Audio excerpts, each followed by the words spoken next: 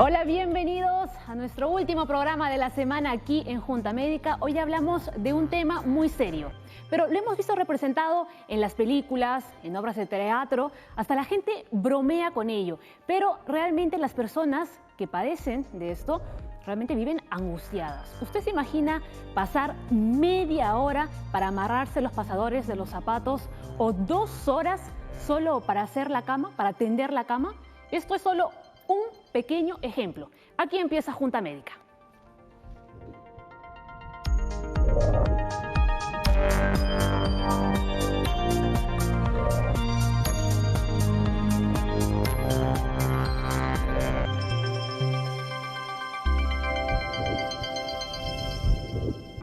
Arrancamos esta Junta Médica presentando al doctor Leslie Soto, ya lo conocen, médico internista e infectólogo.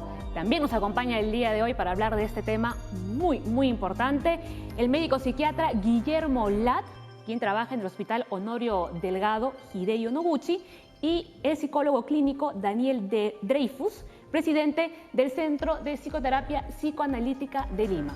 Bienvenidos a Junta Médica. Encantado.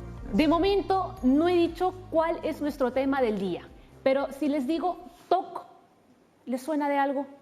TOC, TOC, TOC, y no es TOC, TOC, TOC de tocar la puerta. Hablamos, señores, del trastorno obsesivo compulsivo. Muy importante. Vamos a decirles, como siempre, ¿no?, algunos datitos importantes sobre este trastorno. Es un trastorno de ansiedad con pensamientos recurrentes y rituales, eso es muy cierto, rituales que interfieren en la vida cotidiana de las personas. Suele aparecer en la adolescencia, aunque también puede manifestarse desde la niñez, y el tratamiento incluye medicamentos y psicoterapia. Doctores, tenemos 2 conceptos clave, ¿no? Obsesivo y compulsivo. ¿Es lo mismo? ¿A qué nos estamos refiriendo? No, usualmente cuando uno habla de trastorno obsesivo compulsivo, el trastorno en la parte obsesivo implica ideas que el paciente va a tener. Y estas ideas, que pueden ser rituales o una idea que no hizo algo, lo va a tener que hacer. Y ese hacer es la compulsión, el hacer lo que la idea le está diciendo. Desafortunadamente, esta idea hace que el paciente le perjudique, le da mucha ansiedad y no lo deja trabajar y hacer sus cosas diarias como debería de hacer. Entonces, doctor Lat, no es posible solo tener obsesión o compulsión. Siempre están los dos. Siempre están los dos. En algunos casos hay obsesiones encubiertas, obsesiones mentales, o compulsiones mentales, perdón. Ahora, las obsesiones no son solamente pensamientos, son impulsos, ¿no? Son algunas preocupaciones, ¿no? Y que esto genera ansiedad. Para poder tener significancia clínica, tiene que causar ansiedad en el paciente. La ansiedad es disminuida por la acción compulsiva. La acción compulsiva puede ser física o puede ser mental, pero la idea de ambos es que disminuya la ansiedad que está produciendo la preocupación excesiva que el paciente tiene, que por otra parte siempre es considerada por el paciente ilógica, irracional, absurda. ¿Se da cuenta? Doctor Dreyfus, ¿el paciente que tiene TOC se da cuenta que lo tiene? Sí, se da cuenta, sufre por eso, pero no lo puede evitar, o sea, vive en un estado de angustia muy grande. Ahora, lo que pasa es que trata de darse explicaciones, excusas, que nosotros llamamos racionalizaciones, que de alguna manera explica por qué es que está tan convencido de que se va a infectar de algo, por ejemplo, que algo malo le va a pasar si es que no sigue determinado tipo de ritual, ¿no?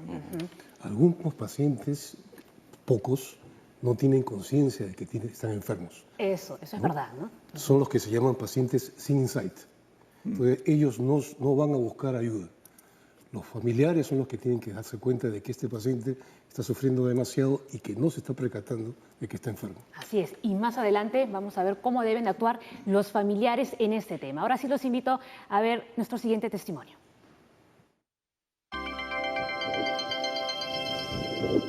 Cuando limpiaba, me acuerdo, mi silla, tenía que hacerlo 500 veces bien. Me aislaba, ¿no? Y también empecé a vestirme desaliñado, ¿no? Y tampoco no entendía lo que el otro me decía, ¿no? Es difícil darse cuenta, ¿no? Pero cuando me dio, ¿no?, en la parte inicial fue una parte aguda, ¿no? Una parte que brota y se hace bien fuerte. Entonces en ese momento no me di cuenta, ¿no? Para nada. Solo mi familia, después de estar 3 meses por lo menos, ya me tuvo que llevar a un psiquiatra, ¿no? Particular. Pasaba de la ducha, a tender mi cama, limpiar, ¿no? mi sofá, me demoraba bastante en cada cosa, ¿no? Me lavaba las manos, ¿no? Poco, y después fue cada vez más. Y entonces ahí fue, el inicio fue pues ¿no? el lavado de manos, de ahí cuando tenía mi cama me demoraba, ¿no? 1 o 2 horas. Digamos, en la parte más aguda, pues, o sea, estaba todo el año, digo todo el día, ¿no? Todo el día en ese estado, ¿no? Pasando ¿no? de manías en manías, ¿no? Me amarraba el pasador, también me demoraba ahí media hora, ¿no? Entonces, si no era una, era otra, y así pasaba, ¿no? Y estaba todo el día, ¿no? Básicamente cuando limpiaba, me acuerdo, mi silla, tenía que hacerlo 500 veces bien. Y si no lo hacía, tenía que hacerlo otra vez, ¿no? Y si no lo hacía bien, otra vez. Aparte de esas manías, me aislaba, ¿no? Y también empecé a vestirme mal, o sea, desaliñado, ¿no? Desaliñado es la palabra, ¿no? Y entonces, y por momentos a veces mi lenguaje, mi lógica se cortaba, ¿no? Se cortaba y tampoco no entendía lo que el otro me decía, ¿no? Es como que algo malo va a pasar, ¿no? Algo malo a mí, a mi familia, a la sociedad, al mundo, ¿no? Y digamos, estoy en la obligación de tenerlo que hacerlo así, porque si no, yo no voy a estar bien y por lo tanto mi entorno tampoco va a estar bien, ¿no? Entonces sí o sí, ¿no? Entonces es la lógica, ¿no? Y para mí pareciera que hasta ahora estuviese, ¿no? Fuese ese, ¿no? la razón, la verdad, no vería otra cosa, ¿no? Doctores, ahí veíamos, ¿no?, el testimonio de este joven que tardaba muchísimo tiempo en hacer cosas tan cotidianas que quizás para nosotros nos tomaba pues unos minutos nada más. Sí, es algo bastante frecuente. Hay personas, por ejemplo, incluso médicos, incluso que se lavan las manos constantemente porque piensan que han tocado algo que los puede infectar. Y esa idea pues la tienen fijo en la mente y tratan de evitarla, haciendo la compulsión, en este caso lavarse, en este caso como el joven bañarse. Entonces cualquier ritual que perjudique a uno en su vida diaria no es realmente algo bueno. Muy bien. A continuación les cuento, ¿no?, que el Instituto Nacional de Salud Mental, Honorio Delgado Hideo Noguchi, puede atenderlos en cualquier problema que ustedes tengan, ¿no?, respecto a la salud mental. ¿Cuáles son los servicios que se brinda aquí? Es la atención a adultos y niños, diagnóstico y tratamientos. Pero no es lo único, porque hay más todavía. A ver si me ayudan con la siguiente claqueta. Tienen también servicios de emergencia, consulta externa y hospitalización y rehabilitación. Si usted quiere más información, llame al teléfono que aparece aquí en la pantalla, 614-9200. Ya lo sabe, el Instituto Nacional de Salud Mental, Honorio Delgado Hideo Noguchi, y encima aquí está un representante, ¿no?, del instituto. Bien, seguimos hablando del TOC. Yo quería hacerles una consulta, porque realmente TOC tenemos todos, ¿no?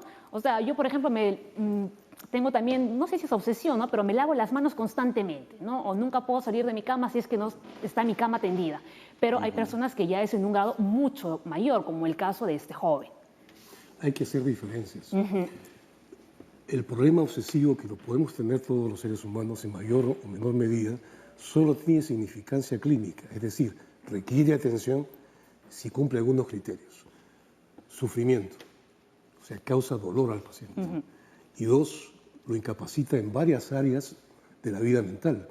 Esta incapacidad tiene que, por lo menos en cuánto tiempo, ocuparle 1 hora mínimo de dedicación exclusiva a compulsar. Menos de eso no puede ser considerado un problema de tipo médico que requiera tratamiento. Probablemente podría requerir alguna intervención psicoterapéutica, pero fármacos, ¿no?, o un tratamiento a toda la gama que podría esta significar no la necesitaría una persona. Pero, doctores, ¿hay varios tipos de TOC? Hay varios tipos de TOC. ¿Podríamos resumir unos cuantos? Hay varios temas de TOC, ¿no? Hay un solo TOC y hay varios temas. Ah, ok, es un abanico ahí, ¿no? Efectivamente, no solamente hay varios temas, hay todo un espectro TOC. Es decir, Este problema puede presentarse en diferentes patologías, como un subsíndrome, como síntomas asociados, en la esquizofrenia, en el trastorno bipolar, en las depresiones, en los trastornos de personalidad.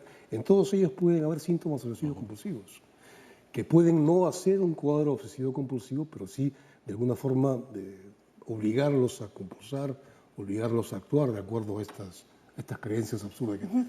Y doctor, ¿siempre tienen las personas con TOC pensamientos negativos de que algo malo va a pasar, Claro de que va a sí, haber una claro que sí. catástrofe, ¿no? De que de repente van a sufrir un accidente? Sí, con justamente su por familia, eso etcétera? son las compulsiones, o sea, para protegerse de estos pensamientos, o sea, si no se sigue un ritual bajo determinadas condiciones, además de una forma particularmente ordenada y precisa, efectivamente algo malo va a pasar. Hay un tipo de pensamiento muy concreto que se llama mágico omnipotente.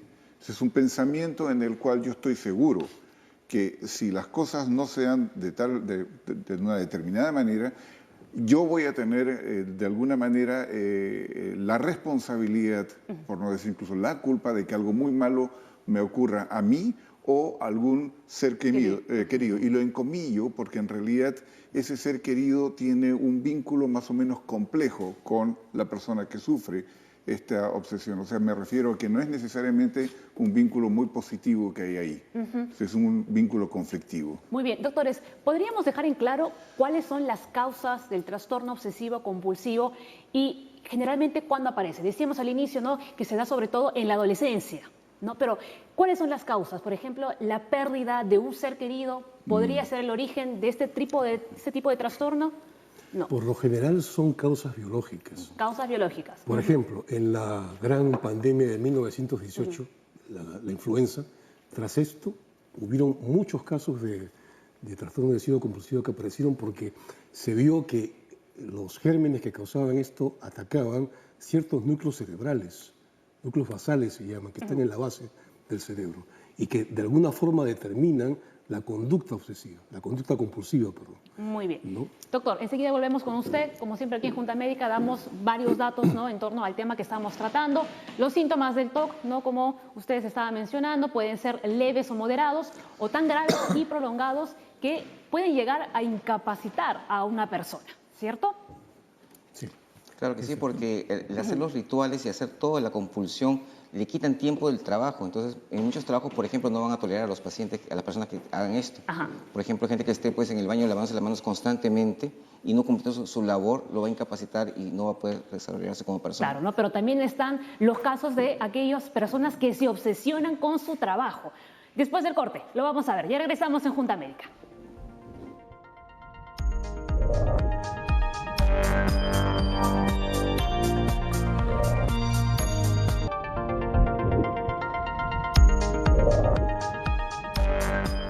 Estamos de regreso en Junta Médica, estamos en vivo, señores. Llámenos al 619-0670. Tenemos también un hashtag, es TOCJM, JM de Junta Médica. Escríbanos a las redes sociales, los estamos esperando, y los doctores también, para que puedan resolver sus dudas.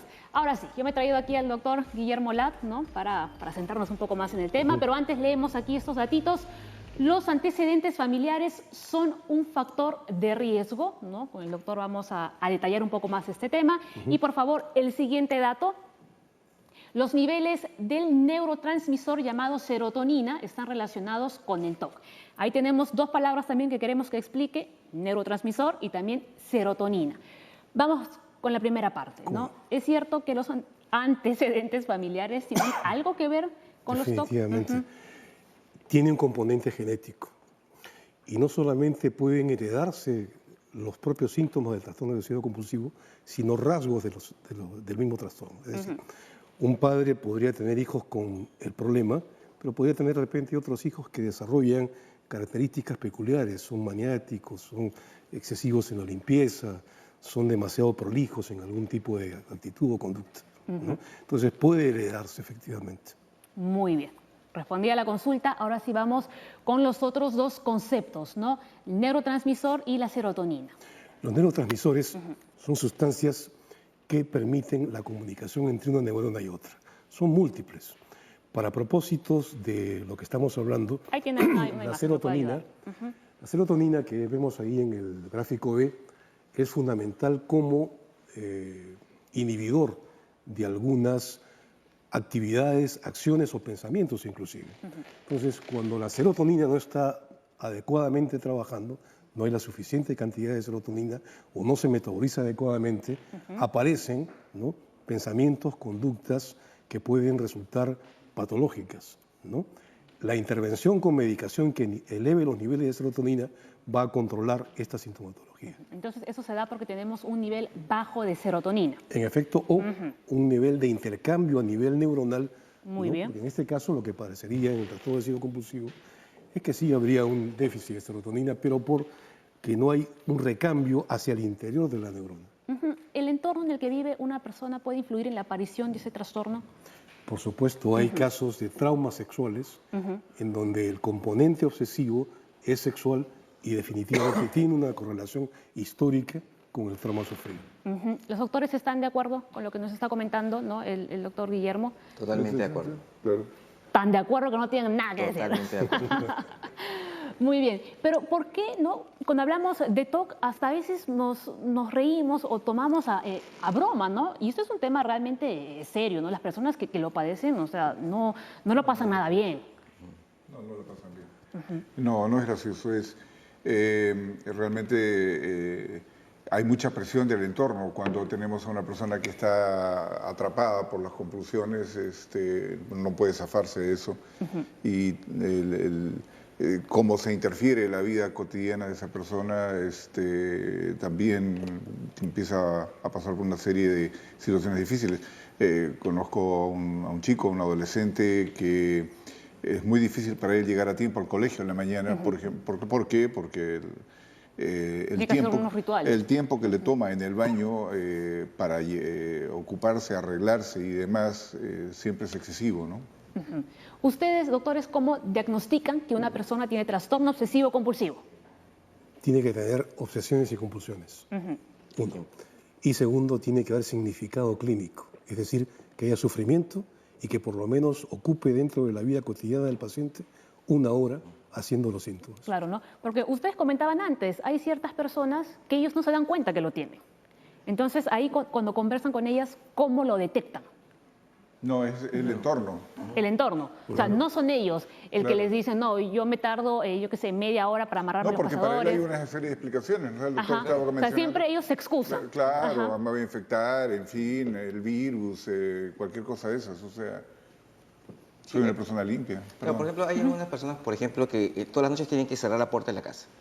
Y entonces uno dice, acá, cerró la puerta de la casa bien. Pero si vemos que vuelve a cerrarla y se vuelve a levantar y se vuelve a levantar, el entorno es quien se da cuenta, aquí está pasando algo.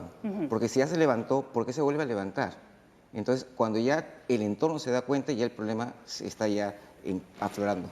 Así es, ¿no? Y como comentaba, a veces lo vemos, ¿no? Pero las personas como que, oye, les causa como que a veces gracia, ¿no? Y no se lo toman en serio.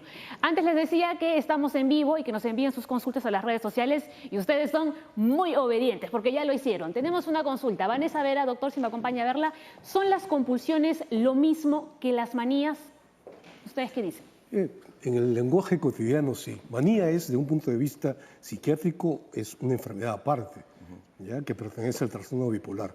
Pero para el vulgo, para la gente que no conozca estos términos, los legos, manía podría hacerse parecido a lo que son compulsiones, no obsesiones.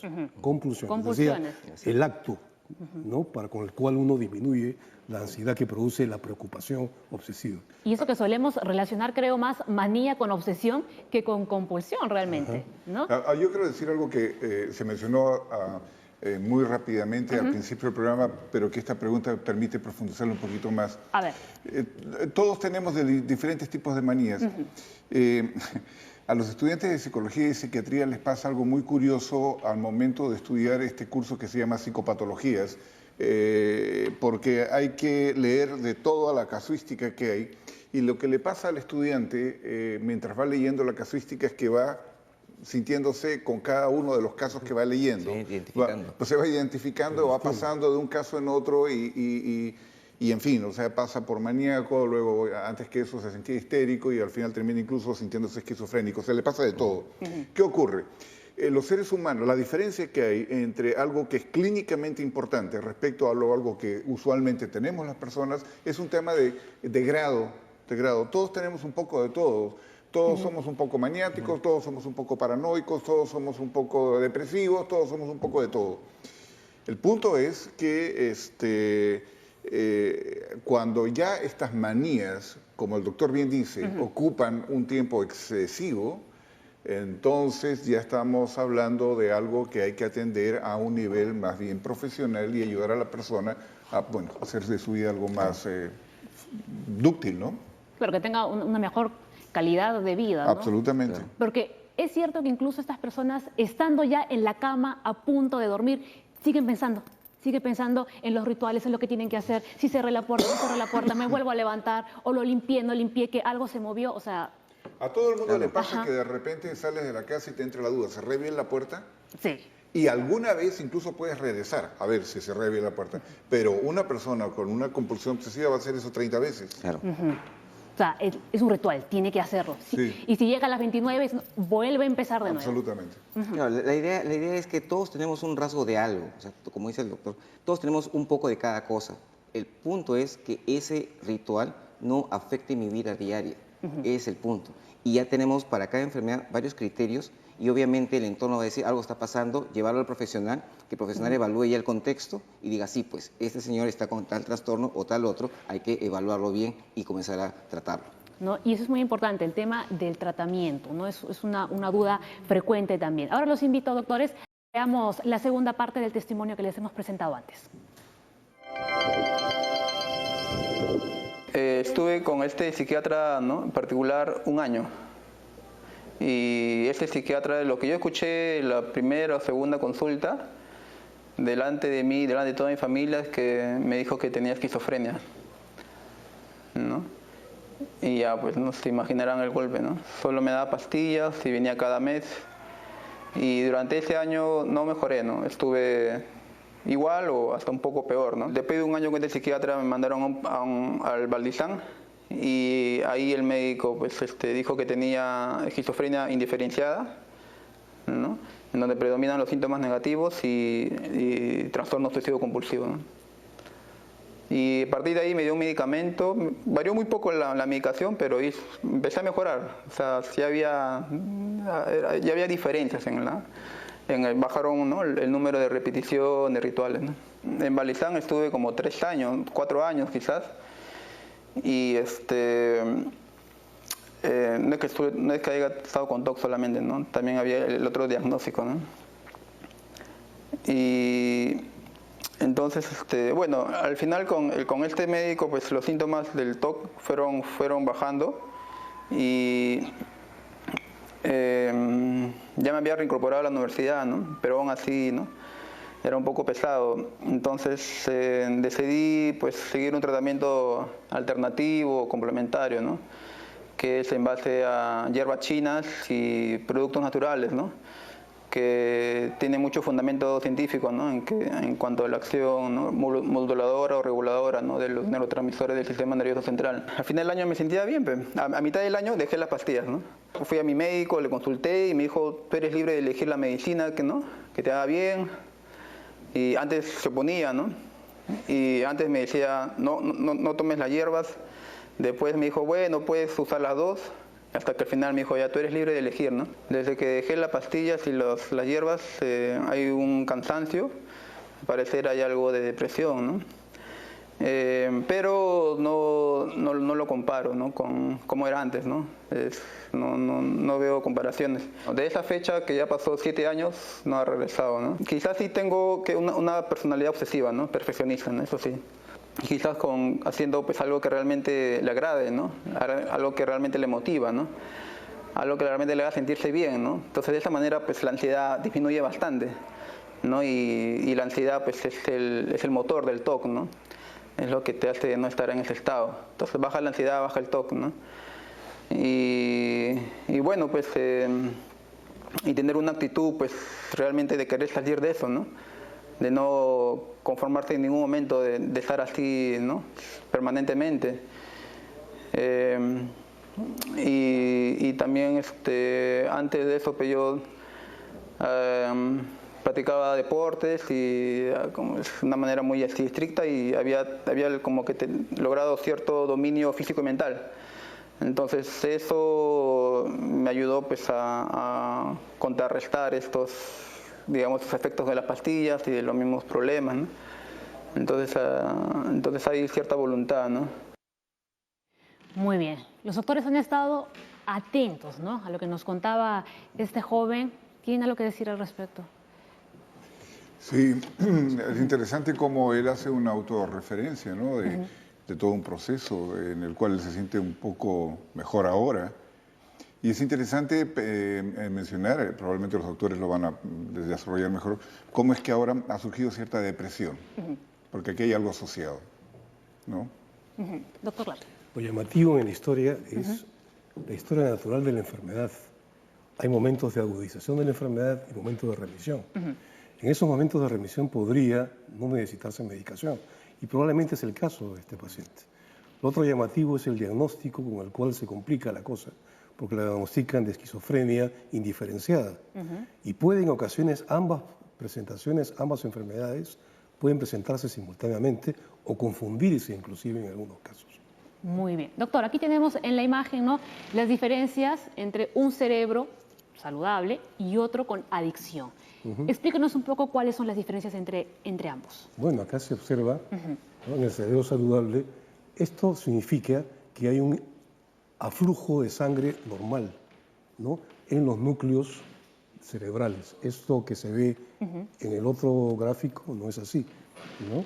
Entonces, hay otras áreas indudablemente donde también deberían observarse, pero en esta fundamentalmente se ve la dificultad que hay en el cerebro adicto para manejar adecuadamente uno de los neurotransmisores, que es la dopamina.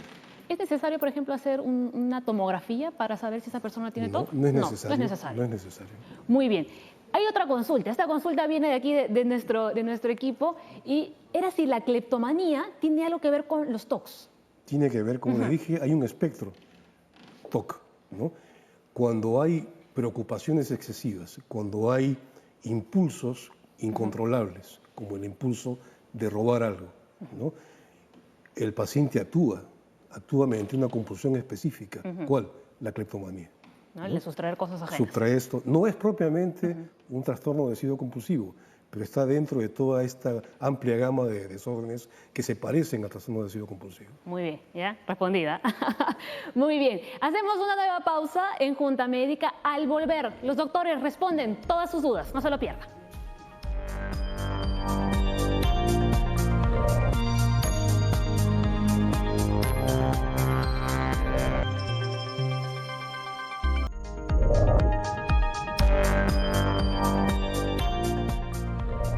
Volvemos con lo anunciado, con sus preguntas. Las preguntas que ustedes nos han enviado a las redes sociales. Les vuelvo a recordar que estamos en vivo. También nos puede llamar al 619-0670. Ahora sí, que los tres doctores están sentaditos. Vamos a leer algunas de las consultas. A ver, por favor, si nos ayudan bajando un poco aquí la pantalla.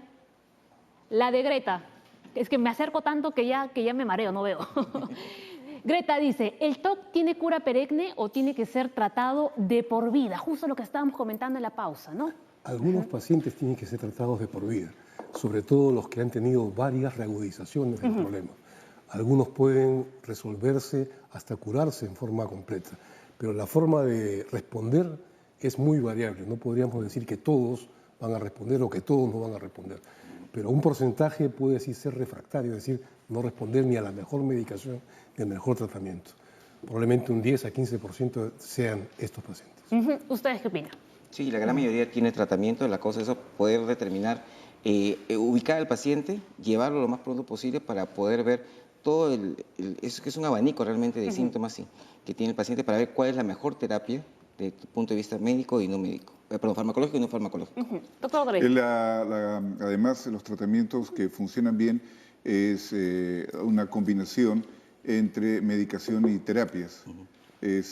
Porque claro, una cosa es ayudarlo químicamente a este tema de la recaptación de la serotonina y otra cosa es también permitirle a la persona, digamos, poder hablar de todas sus ansiedades y lo que le está ocurriendo en lo cotidiano, ¿no?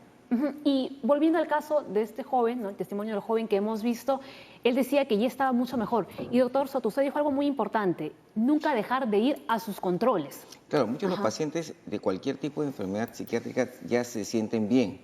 Entonces, con la medicación está totalmente equilibrado, están perfectos, están con su medicación muy bien, pero dicen, estoy bien y dejan la medicación. Y muchos no vuelven a su médico tratante. No vuelven a la consulta ya, Así, no entonces más. la idea es que se sienten bien, perfecto, que vayan al médico, consulten con ellos, diga, estoy bien o no, voy a subir la medicación, voy a bajarla. Es un acompañamiento completo, es un trabajo en equipo entre el paciente y su médico tratante. Ahí dicen los doctores, nunca se van a librar de nosotros. Bien, José William Fernández dice, doctores, muy buenos días. Bien, bueno, nos escriben desde el Agustino, nos comenta, yo sufro de ansiedad, he presentado convulsiones y ahora estoy siendo medicado desde hace 3 años. He presentado taquicardias y sudoración excesiva debido al pánico que sufro sobre las arañas, cucarachas. Mi pregunta es con respecto a las manías. ¿Cómo puede evitar uno el dejar de comerse las uñas? Partamos de algo. Si el paciente no tiene trastorno obsesivo compulsivo, No tiene TOC, tiene punto una número 1. fobia específica a arañas y cucarachas, a los insectos. probablemente. ¿No? El problema de comerse las uñas debería ser primeramente evaluado acerca de cuál es el componente que está detrás de esto. Si es una forma de hacerse daño, ¿no? O si es una forma de actuar una compulsión a través de una preocupación. Faltarían datos para poder ayudar totalmente a esta persona. De todas formas, el hecho de comerse las uñas es algo que se ve muy, muy común, ¿no? Entre las personas, ¿no? Sí, se llama onicofagia, ¿no? Empieza como un producto de ansiedad y una persona que de alguna manera comiéndose las uñas maneja esta ansiedad, esta angustia. Se ve mucho en personas tímidas, en personas con dificultades de socialización, etc. El tema es que rápidamente se transforma en un hábito. Y el tratamiento del hábito al final es el gran problema, ¿no? Porque al final se termina comiendo las uñas como un movimiento automático, sin ningún tipo de razón de fondo que lo haga. Ajá, muy bien la Junta. Tenemos otro dato, por favor, lo pueden poner de nuevo, el latito. Bueno, vamos a la pregunta de Milagros entonces. Dice, hola, tengo una niña de 4 años que tiene miedo a veces a las propagandas, tiene manías de mover su lengua haciendo toc-toc. Y hace un año la llevó al psicólogo y le dijeron que tenía principios de esquizofrenia. Imposible. No. La esquizofrenia aparece a los 8 años mínimo. Sí, eso es un... Y tiene 4 esa niña todavía. No, ni hablar. Eso es un diagnóstico bastante irresponsable para una niñita de 4 años. Y además es muy frecuente que, o sea, es normal que los niños pequeños tengan miedos a montones de cosas, claro, ¿no? A la oscuridad y a cuántos monstruos se les ocurra a la fantasía desplegar. Es absolutamente normal a esa edad y todavía por varios años más. Hay niños que antes de los 10 años pueden tener una serie de conductas obsesivas, pero luego desaparecen.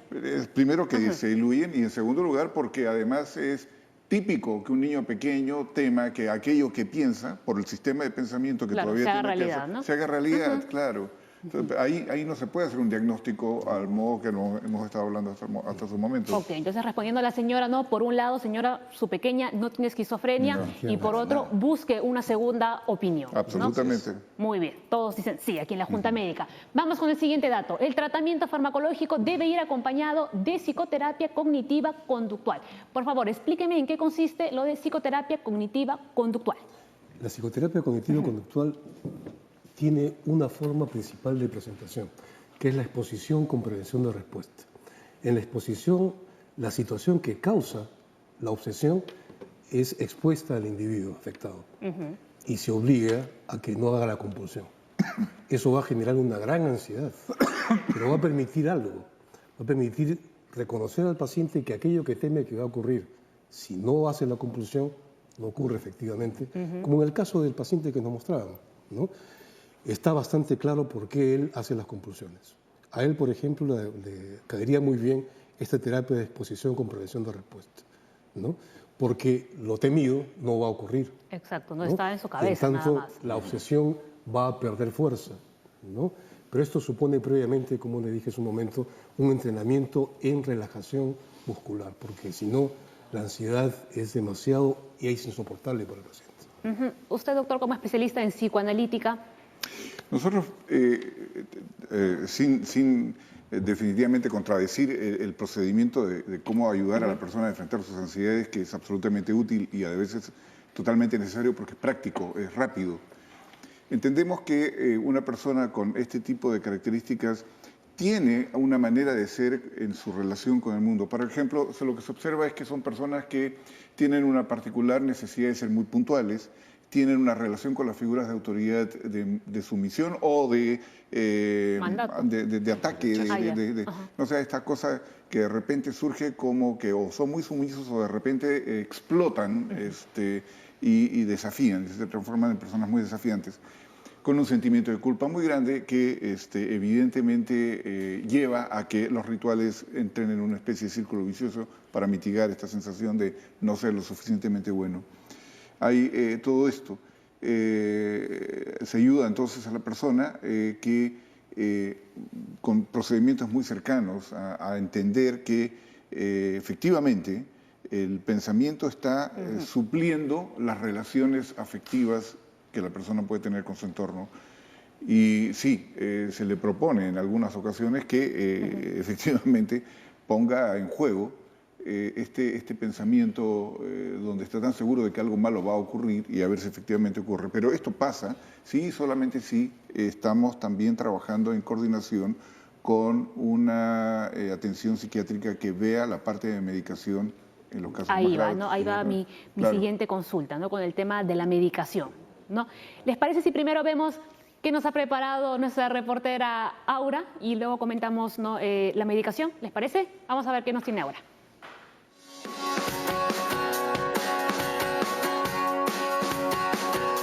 Hola, esta nueva ruta de la salud nos ha traído a Dementes, una asociación que lucha contra los estereotipos negativos de la salud mental. Y para eso está Gema.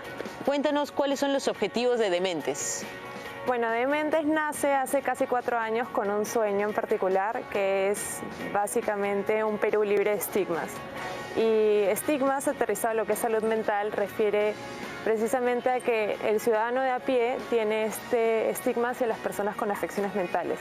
Generalmente una persona con afección mental es relacionada con connotaciones negativas como violencia, hablamos de locos a diario, y la gente no se da cuenta que en esa manera de comunicarse realmente estamos estigmatizando e invisibilizando a una población bastante grande en nuestro país.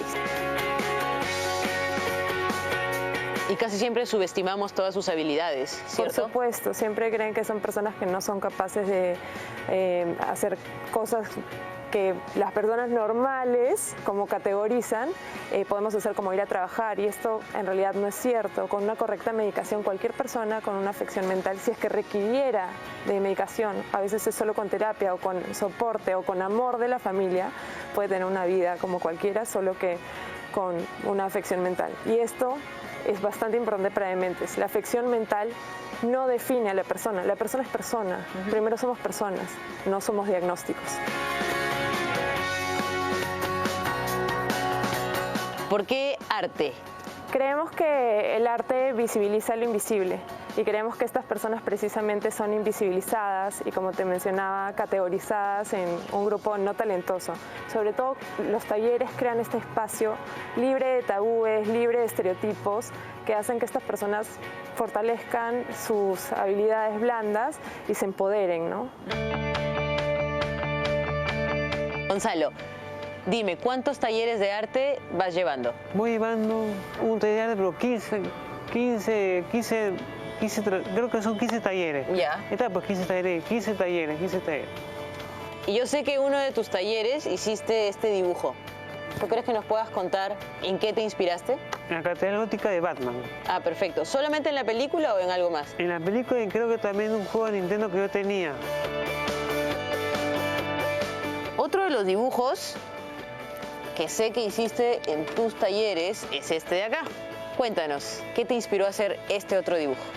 Ese se llama Arequipa, porque en Arequipa hay cerros que tienen nieve y hay también nieve, y así son Arequipa, así son. Y dime, entonces, ¿has descubierto una nueva pasión por la pintura, el arte? ¿Cómo te hace sentir quizá pintar las cosas que haces? Me hace sentir bien, relajado, se me van las tensiones, me hace sentir mejor, relajado. En realidad estamos siempre haciendo los talleres periódicamente, seguimos vendiendo las obras de arte, así que nos pueden buscar en nuestra página web, en nuestras redes sociales, que estamos como Dementes Perú, y preguntar por cualquiera de ellas. Y también estamos en una convocatoria de voluntarios a nivel nacional. La salud mental es un reto. 4 de cada 10 peruanos tendrían alguna afección mental. Esos son casi 11 millones de peruanos. Hay que hacer algo, hay que hablar de salud mental y hay que visibilizarla con estas iniciativas. Perfecto, muchas gracias, Gema. Gracias a ti. Esto ha sido todo con Dementes. Estudio, vamos con ustedes. Gracias. Muy bien, Aura, hay que hablar de salud mental. ¿Es bueno esta clase de actividades para las personas que tienen TOC también? Definitivamente. Cualquier actividad socializante, ¿no? Cualquier actividad productiva va a disminuir el impacto de la sintomatología, por el solo hecho de socializar. Entonces, definitivamente tiene que propenderse por parte del Estado o por parte de las instituciones a mayor actividad artística, laboral inclusive, o socializante. No, entonces totalmente recomendable esta clase de talleres. Antes estábamos hablando de la medicación, ¿no? ¿Cuándo es necesaria la medicación y cuándo no? La medicación es fundamental cuando ya hay significado clínico. Como comentaba hace un momento, significado clínico supone sufrimiento por parte del paciente y un tiempo mínimo de 1 hora que impida las funciones normales de esta persona. Esos 2 criterios ya suponen el inicio de medicación. Antes de esto no puede hablarse de que este trastorno obsesivo compulsivo, o como quiera llamársele, sea significativo. Tiene estos criterios, requiere tratamiento. ¿Cuánto tiempo requiere tratamiento? Probablemente un par de años. El primer episodio. Muy bien. Si hay varios episodios, probablemente el tratamiento requiera más tiempo, o sea, en algunos casos, de forma indefinida. Pero se puede dar el caso que el mismo paciente elija, no, yo no quiero medicación, quiero ir ahora por ese tipo de terapia, etcétera, y si le va muy bien, deja de lado las pastillas. Uno siempre tiene que darle opciones al paciente. Sí. Muy bien. Doctores, hacemos una nueva pausa en Junta Médica y ya regresamos con lo último.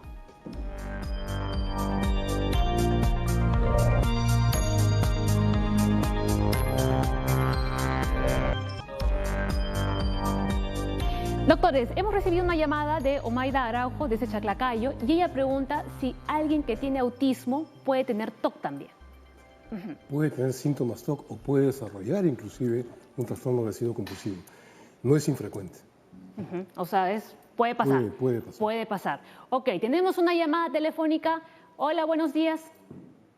¿Todavía no? Bueno, se corta en cualquier momento, ya volvemos a enlazarnos. Entonces, estamos con la llamada. A ver, vamos adelante. Hola, buenos días.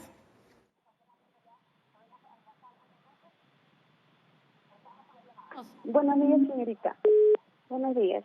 Tengo un niño de 12 años que está diagnosticado con TOC. Está medicado con sertralina, él toma 2.5. Y últimamente, o sea, le bajaron sus compulsiones, y he visto eso, tenía mejoría, pero últimamente me está jugando con fuego. ¿Tiene alguna relación con el TOC? O miedo que él se vaya a accidentar, ¿no? A ver, ¿han podido entender lo que ha dicho la señora? Por favor, si nos podrían bajar un poquito el volumen porque está demasiado alto. No. ¿Qué es lo que hemos podido entender? Que tiene un niño de 12 años que ha sido diagnosticado con TOC y le están dando una medicación. Sertralina. Ajá. Pero no hemos entendido muy bien exactamente. Ah, que tiene convulsiones también. Tiene convulsiones y juega con fuego, ¿me dicen? Y juega con fuego. Pero ¿cuál es la duda de la señora? Eso es lo que queremos saber. ¿Cuál es la consulta en sí? Porque los doctores también están un poquito desconcertados. Entre que averiguamos eso, doctores, si el tratamiento tiene efectos secundarios. Muchísimos. ¿No? Por ejemplo, hay al comienzo del tratamiento, ¿no?, sensación de ansiedad, cierta inquietud. A algunos pacientes puede quitarles el sueño al comienzo, ¿no? Como estos trastornos no ceden con poca medicación, hay que ir aumentando la medicación y por tanto también van a ir aumentando los efectos secundarios. Y dependiendo de cada medicamento, cada uno de estos va a tener más o menos efectos secundarios. Estreñimientos, temblores, ¿no? No son tratamientos benignos, pueden generar síntomas secundarios. Pero las medicaciones más modernas buscan justamente disminuir los efectos secundarios, aunque no lo consiguen del todo. Claro, ¿no? Lamentablemente siempre van a haber esos efectos. Claro. La idea es que cuando el médico comienza a tratar al paciente, hay muchos efectos que van a ser desagradables. Esa es la razón por la cual viene el seguimiento y las consultas frecuentes.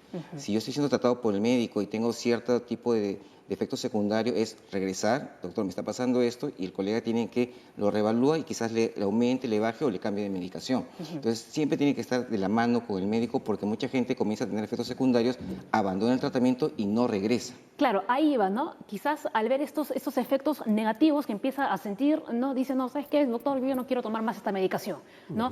Y lo abandona, como dice usted. En el caso de otro tipo de terapia alternativa, No, si, digamos, el paciente dice, se cierra y dice que no quiere la medicación, ¿qué otra terapia podría llevar a cabo? en verdad, los pacientes son los que toman las decisiones. Uno no los puede obligar, si no también se vuelve uno el obsesivo con el pobre, la persona y su sufrimiento.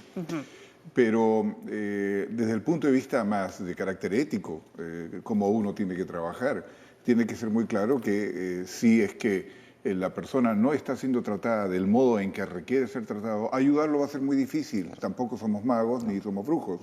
Va a ser muy difícil no hay una cosa milagrosa que lo va a cambiar de la noche a la mañana.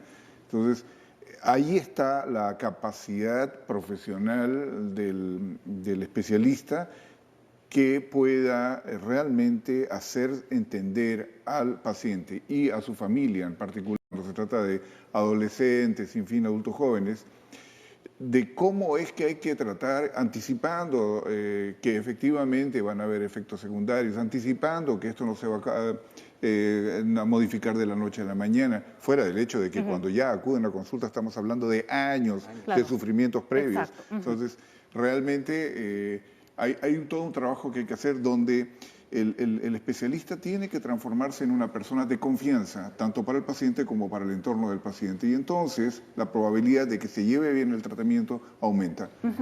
Ahí va mi consulta, ¿no? ¿Cómo debe actuar la familia? ¿Cómo debe trabajar la familia con este paciente que ha sido diagnosticado con TOC y ya está llevando a cabo un tratamiento? Las familias, desgraciadamente, colaboran con los síntomas. Muchas veces hasta los bañan a los pacientes cuando se demoran demasiado. La familia tiene que hacer una ruptura clara con los síntomas. No pueden intervenir, ¿no? Aunque esto pueda causarle a algunas madres sobreprotectoras sufrimiento también. Pero el colaborar con la sintomatología va a empeorar la sintomatología no solo del paciente, sino de la familia en sí misma. Así que es muy importante el papel, ¿no? El papel de los más cercanos ahí, y de repente, ¿no? Quizás los hermanitos pequeños de repente se burlan, ¿no? O les parece gracioso, ¿no? Hay que hablar con ellos también. Claro, y a veces trabajar con la familia, ¿no? O sea, las sesiones con el paciente, pero también con la familia, ¿no? Sí, porque tal como el doctor dice, es muy frecuente observar madres sobreprotectoras vinculadas a pacientes con trastornos obsesivos compulsivos. Claro, pero ahí también nos referimos allá a personas adultas. Claro. Ajá. O sea, no estamos hablando solo de niños, sino también ya de adultos. No. Que las madres, a pesar de ello, siguen ahí sobreprotegiéndos. Metidos ahí. Y alimentando su trastorno. Controlando, sobre todo son madres muy controladoras. Ya, muy bueno ese dato. Doctor Soto, está calladito hoy día. No, estoy acá de acuerdo con los colegas. La idea es que cuando un paciente tiene un trastorno psiquiátrico, muchas veces la familia interfiere o aumenta. Entonces el trabajo es con el paciente, con la familia, la medicación y lo mejor que pueda haber. Entonces la familia juega un rol importante en que se pueda cumplir la medicación y seguir las indicaciones del médico, porque a veces el paciente puede no tomar las medicaciones y nos va a ayudar pues a ver cómo va el progreso del paciente. Claro, no hay trabajo en equipo como un triángulo, ¿no? El paciente, el médico y los familiares. Importante. Vamos con los mitos. Las personas con TOC poseen una inteligencia bastante superior. La cara de los doctores ya me ha hecho reír y todo. Y bueno, como ven, es totalmente falso, ¿no? ¿Por qué hay esta creencia? La realidad es que, los estudiantes con algunas características obsesivas parecen tener mejores hábitos de estudio. Porque y entonces, claro, porque hacen de sus estudios un ritual. y eso los hace aparecer como si fueran más inteligentes. De allí podría venir esta idea. Ajá. Y lo mismo sucede con alguna persona que lo catalogan como el trabajador estrella, pero porque tiene, ¿no?, el toque de ser perfeccionista al máximo con su trabajo, ¿no? Imagina que se pase el día moviendo un tornillo. Un obsesivo lo hace perfecto, ¿no? Ah, claro, pero también imagínense que lo tengan que hacer en un día y tarda un mes. Vamos con el siguiente mito. Para curarse, las personas con TOC deben tener fuerza de voluntad. Tampoco. Difícil. Eso es lo que falta. Y además es un poco a veces, a mí personalmente, hacer que cargar al paciente con tienes que poner de tu parte, de ti depende. No, no depende de él. Son cosas que le pasan. No, así que entonces también falso. Señores, vamos a volver a recordarles, ¿no?, los servicios que brinda el Instituto Nacional de Salud Mental, Honorio Delgado, Hideyo Noguchi. Atención a los adultos y también a los niños, hacen diagnóstico y tratamientos, ¿no? Y aquí el doctor Guillermo Lat nos estaba contando un poco. Además también emergencia, consulta externa y hospitalización y rehabilitación, entre otros. El teléfono lo tienen aquí, 614-9200. Pueden preguntar por el doctor Guillermo Lat, cualquier cosa, ¿no? Bien, se nos acaba el tiempo, señores. Las conclusiones finales, las cámaras son todas suyas. Es necesario siempre estar atento a la conducta de las personas que son allegadas nuestras. Cualquier cambio en la conducta debe, por tanto, sugerir la posibilidad de una atención psiquiátrica. Lamentablemente, el trastorno obsesivo compulsivo es una epidemia oculta que toma muchos años en poder ser diagnosticada. Mientras más temprano se lleve a la consulta, mejores efectos va a tener el tratamiento que se instaure. Muy bien. Los trastornos obsesivos compulsivos y en general cualquier trastorno mental es tratable y requiere mucho respeto por el entorno, mucho respeto por un proceso que desgraciadamente no pudo seguir un curso natural para resolver ansiedades y angustias que todos tenemos, pero que en determinado tipo de personas, por razones históricas, por razones complejas y además multideterminadas, o sea, con muchos factores que influyen en eso, llega a tener que defenderse de angustias y ansiedades a través de esta vía. Hay otras vías tampoco muy saludables, pero hoy día nos estamos concentrando en esta, que es tratar de llevar todo y resolverlo a través de conductas en el que el pensamiento es lo más importante. Perfecto. Y ya por último, pero no menos importante, el doctor Soto. Bueno, la familia tiene que jugar un papel importante acá. Si vemos a alguien de la familia que no está cumpliendo bien su trabajo, no está bien en la parte amorosa, no está bien en la parte afectiva, se está aislando, algo está ocurriendo. Puede ser TOC o puede ser otro tipo de afección. Por lo tanto, si alguien está trabajando mal o está haciendo las cosas mal, tiene que buscar la ayuda de un profesional lo más pronto posible. Muy bien. Finalizamos esta segunda semana de Junta Médica. El día lunes, presten atención, hablaremos de epilepsia, ¿no? Aquí nunca nos olvidamos también de la salud mental, básico, importantísimo. Abordamos todo tipo de temas de la salud. Bueno, hemos estado muy serios el día de hoy, ¿no? Bueno, era un tema también que lo ameritaba, ¿no? Pero, doctores, ya estamos viernes, ¿no? Ya estamos viernes, se nos acaba la semana, hay que relajarnos un poquito, ¿no? Y hace calor aquí además, ¿no? Ya queremos irnos a casa. Así que nos despedimos y me voy a poner nuevamente aquí entre los doctores. Ahí estoy muy bien acompañada, ¿no? Muy bien rodeada. Nos vamos, señores. El lunes nos reencontramos. Gracias, YouTube y Motivos. Hasta el lunes. Que tengan un buen fin de semana. ¿Nos despedimos? Todos ahí, los cuatro. Chao. Hasta el lunes. Nos vemos.